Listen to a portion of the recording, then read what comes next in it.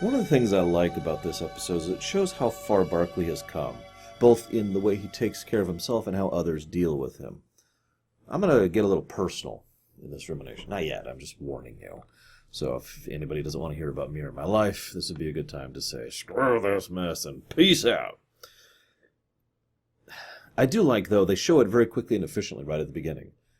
They're dealing with a problem, and Barkley, unbidden, just out of nowhere, volunteers, oh, I've got an idea for that. He's still a little nervous, because he should be. He still has a few anxiety problems, because those don't just go away. But for the most part, he's still better. He has gotten better.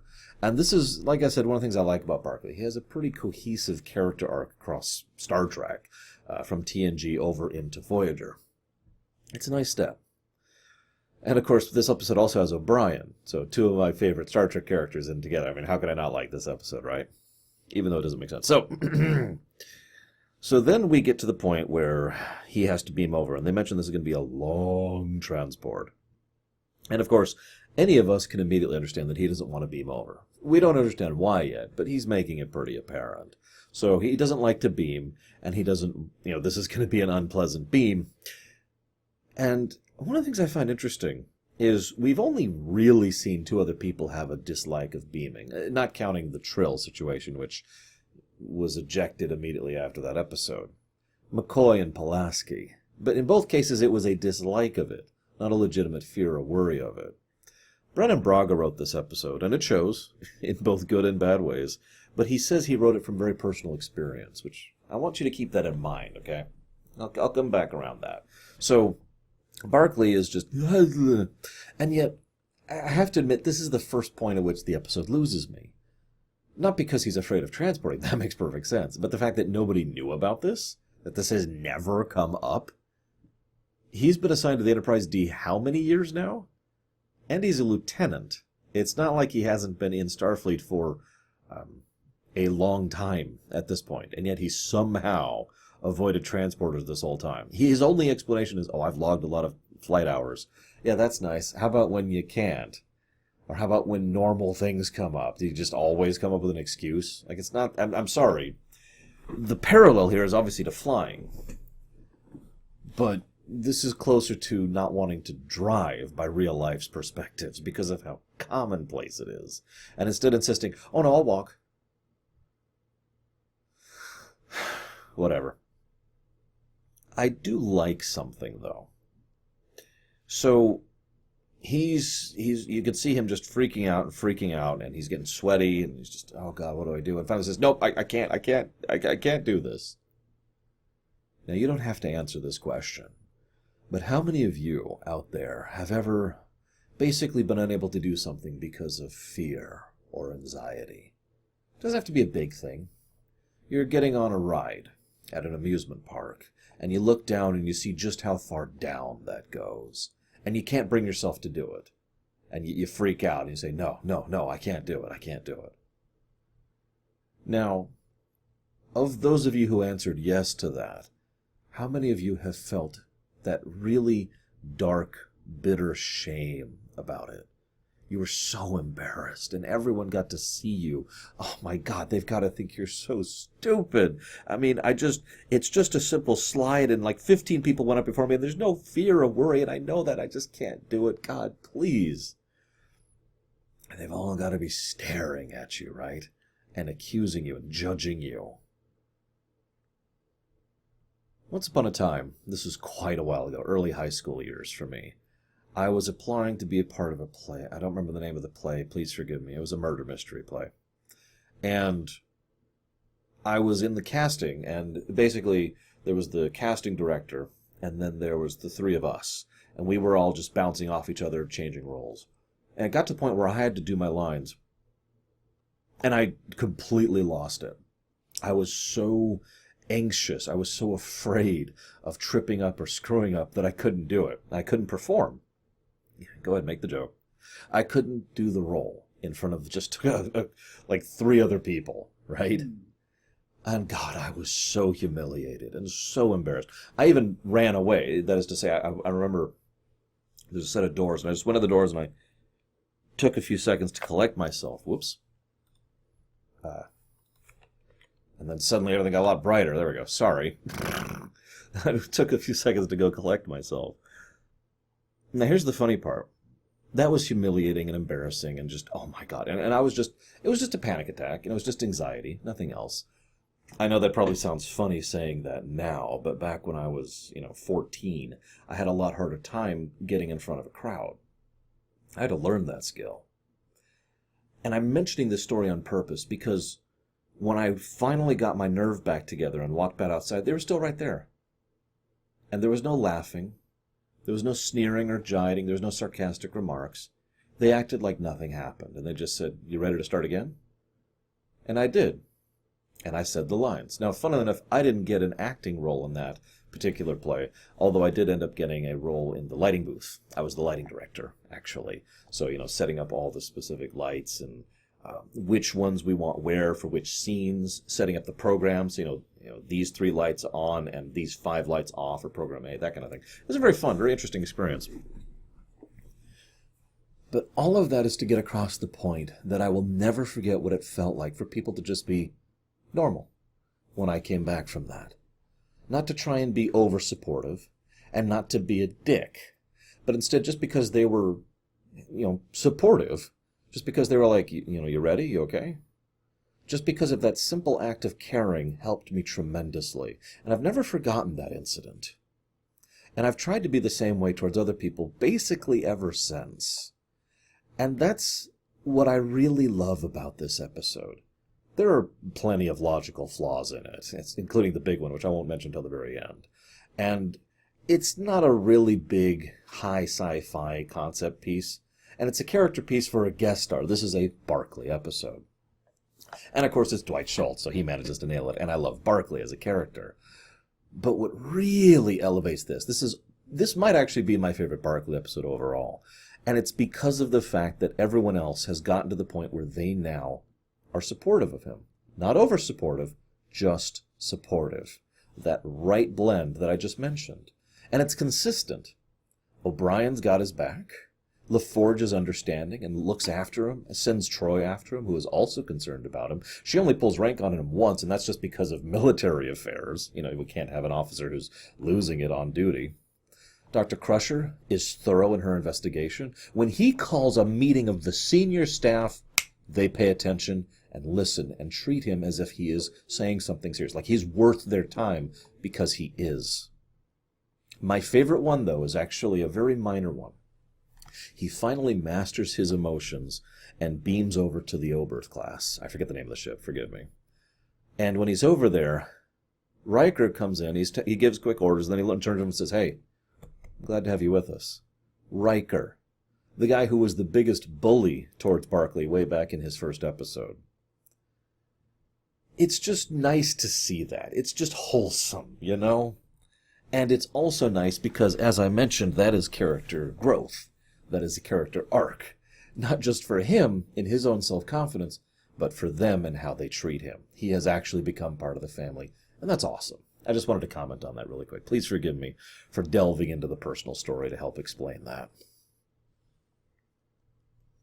Doesn't work, by the way. I'm just going to spoil that for you. So then O'Brien relates his spider story. This is another thing. I've noticed a lot of people have what I like to call irrational fear. Something that there's no real reason to be afraid of it. It just triggers something in you. And it kind of starts to take over your brain. I'm sure some of you understand the concept, personally, understand the concept of irrational fears. It's even worse when you know it's there and you just can't do anything about it. Hence an actual phobia. What's interesting, though, is it adds a little bit of relatability to it. And again, it helps to connect O'Brien to Barkley. I want you to keep that in mind, because there's another touch I want to mention on later. So, this is the very first time we get to see what it looks like to be beamed, which makes absolutely no sense whatsoever. Let's just go ahead and get that out of the way. From everything we understand of how beaming works, and lots of people, including technically adept people, have spent a lot of time and effort designing exactly how the transporters work.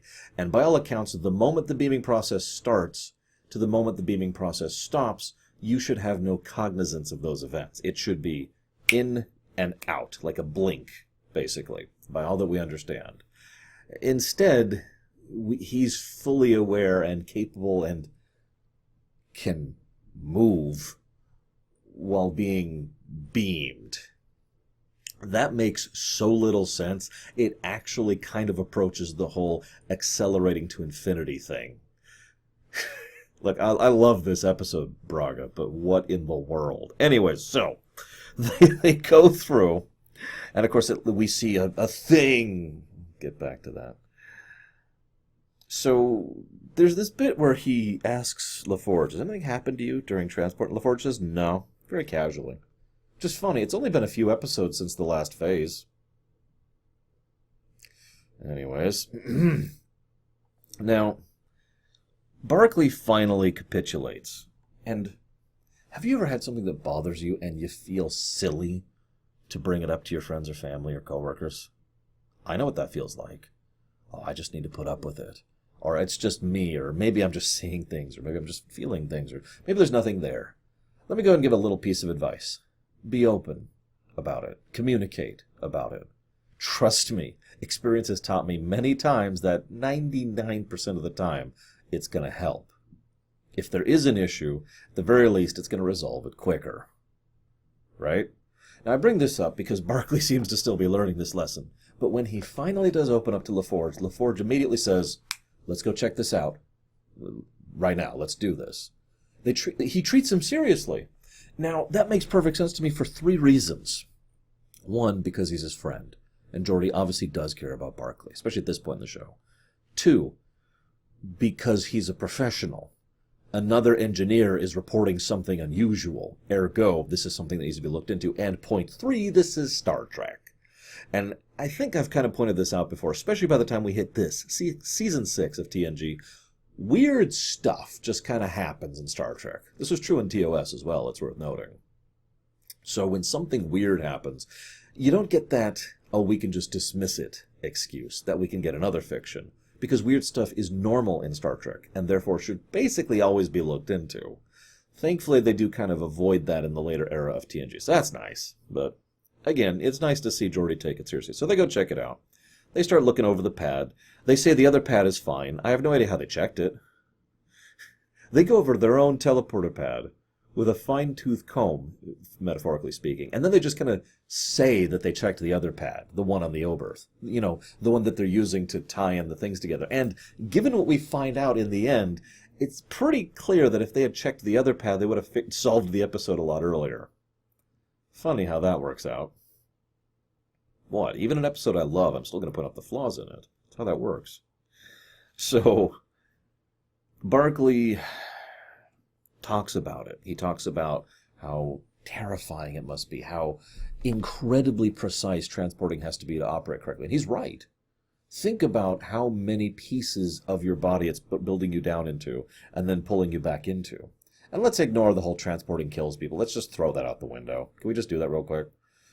Assuming it works as presented and intended by the creators. It's actually moving the real you rather than destroying you and creating a new you. Just assume that for a second. In so doing, ergo, that has to be a ridiculously precise operation. I'm not going to bring up Enterprise. But I bring this up because, again, it goes back to the analogy of the airplane. So, I mentioned that Braga did this from personal experience. Braga, at least at the time of writing this, had a fear of flying, which is actually a semi-common fear. It is also, as weird as this may sound, a fairly irrational fear, at least at this point in the modern era, especially when this was done, because flying is actually extremely safe. Now, this is one of those really weird things in real life, because, well, flying is extremely dangerous. That's why it's so safe.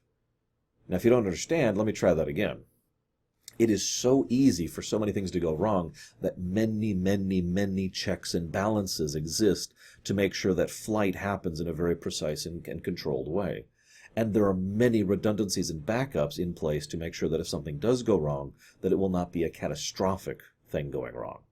There have been flight accidents, but they are the exception, not the rule. And it is specifically because of how dangerous flying is that it is so carefully moderated. This is basically the exact same thing that happens with the transporter. It is incredibly dangerous to transport someone. That's why, as O'Brien so accurately points out, they have 3 backups just for the pattern, I forget what, for the thing that scans. 3 full backups for that. Because that makes perfect sense. Now I know what you're thinking. Why is that a weird thing about real life? Well, driving's pretty dangerous too, but that's completely unregulated. But I don't want to get into any real life topics that don't have to do with the show. I just wanted to parallel that because this actually is a pretty good parallel for flying. So that brings us to him. And this is something I've been wanting to comment on for a long time. A lot of people like to say that Star Trek predicted things like the iPad or I don't know what else off the top of my head. But there's one thing I can say with pretty high accuracy that Star Trek successfully predicted. Bad medical diagnoses on the internet. Because Barclay goes into his room and says, okay, tell me the symptoms. And he's just sitting there like, okay, so heartbeat, yeah. Dehydrated, yep, okay. Squint, loss of eyesight, yep, squint. And of course, and he's just like, oh my God, I've got this ancient disease that no one's ever heard of. That's to the point of being a joke nowadays. You can find regular memes about how terrible internet diagnoses are, right? I just think that one's kind of funny. Moving on. So, he's freaking out. Geordi checks up on him. I hate to keep pointing that out, but it is a recurring thing throughout the entire episode that these people actually support him. And it's awesome, and it's wholesome, and by God, it needs to be mentioned more, because we need more of that in life, I think, Now, Barclay, there's actually this pretty good scene. So he's trying to sleep. He's trying to sleep, and he's doing all these things to try to relax, and by God, have I been there. I actually have trouble sleeping. I have since I was a child. It's a pretty regular thing that I've kind of learned to live with. Nowadays, I literally take medication every single night just to be able to sleep at all. And I don't get all that much sleep. It's what it is, right? It's something I've gotten used to. It's part of why I try to take a nap every day while streaming, because I kind of have to. But don't they have the medical technology to help you sleep in the 21st century? Isn't that a thing? Can't he just say, Doctor, I'm having trouble sleeping? Oh, yeah, sure. Psh. Instead, he tries all these steps. I don't blame him, per se. He probably didn't want to be a bother. It's just, come on. Surely that would be a relatively easy thing to do. But then, of course, he sees the thing and he goes to O'Brien. And this is probably one of the, I'd say, the second best scenes in the episode. Because it's my 2 favorite characters in all of Star Trek. Really, O'Brien and Barclay. Acting off of each other. And the 2 actors are great actors. And there's something wonderfully human about it. Because Barclay is trying to be no, we have to do this. This is an order. And they had to change O'Brien's rank pip just to show for this scene. Because it was actually a lieutenant rank he was wearing before this.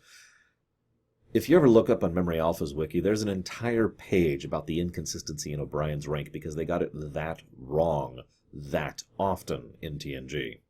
It wasn't until DS9 that it finally frickin' codified. Anyways, so, I've got to pull rank, and finally O'Brien, very calmly, he's not insulted, he's not upset, he just says, you forgot your tricorder. And Barclay's like, and then Barclay drops the facade and drops the walls and just says very openly and very honestly, either there's something in there or I'm crazy. And I need to know. Can't you understand that? O'Brien says, yeah, of course I can. And there's just something wonderfully human about that brief connection there. So Barclay comes out and calls a staff meeting. When I first saw this, you know what I was predicting? Oh, yeah, sure, this is going to be another Cassandra Truth situation. Nobody's going to believe crazy Barclay. No, that isn't what happened at all. They'll take it very seriously. They are listening. And again, this makes perfect sense for the 3 reasons I mentioned earlier when I was referencing Reforge. As a friend, as an officer, and because this is Star Trek. So Picard, remember, I remind you, this is the middle of the night. Picard says, yeah, we're dealing with this. We're going up, we're pushing up security, we're going to get you scanned, and we're going to take those transporters offline until we fix this. We're dealing with this. Speaking personally, there is very little as comforting as knowing other people take you seriously and value your opinion when you're having something like an anxiety attack. So that really made me smile to see that scene. Yeah, I'm actually legitimately tearing up a little bit. Holy crap. I love human moments. It's probably obvious. So, they have the meeting. They start to figure out what's going on. They test the capsule. Actually, no, I'm sorry. What happens is they test the arm, and they find that, oh, there really is something there. And she puts the armband on him, which is useless. Riker comes in, and Barclay's like, I'd like to look into this, please. And Riker says, you got it. Take precautions. Yes, yes, of course, sir. So they beam it in, microbes, right? You know, they deal with all of that. And then they come up with their solution for dealing with it. Oh, and of course, Barclay gets passed down. They finally see the blue. Now, this is kind of interesting because this is probably one of the better points of the episode. The construction of the episode is such that there are two mysteries. The obvious mystery, and then the mystery that's intersecting that. The obvious mystery is what's going on with the microbes and what happened to the other ship, right? But see, the thing is, the other mystery, the second mystery, is what the heck happened to the crew. Now, this is not a very well-constructed episode. There are issues with its narrative, which I've already pointed out several, including the fact that no one seems to bring up where the heck the crew went, which is never even really mentioned, and the fact that the crew, when they're in the data stream, look like strange worm things, which is probably one of the biggest flaws of the episode, because there's no explanation ever given for any reason whatsoever at all for the fact that they all look like worm things. Now, the reason is because if they looked like people, mystery would be solved much earlier on. I think there's other ways they could have done that and make it make sense. I just pointed out because it's one of the bigger gaping flaws in the episode. But I will give the episode and Braga credit on this point. The second mystery is only solved because the first mystery is solved. Because as they're solving the first mystery, Barclay comes to the realization, which he then exposits to the crew and to the audience. The other crew was solving the same mystery. They just failed at it. So that's what happened to the crew, and thus the second mystery is solved. Which is a nice conclusion point. I wish that the construction up to that point had worked a little bit better. I like that bit. 92% increase in mass. Notice that they call for security, which is there very quickly, and put up a force field. Holy crap. Weird competency in this episode. So then the episode ends, and there's a tarantula, which I actually cut off the episode before it happened, because I don't like spiders. Overall, a flawed but incredibly human episode with great character moments and just wonderful connections between people. I really like this one, if it's not obvious. I hope you've liked my thoughts on it and my sharings on it. I'll see you next time, guys.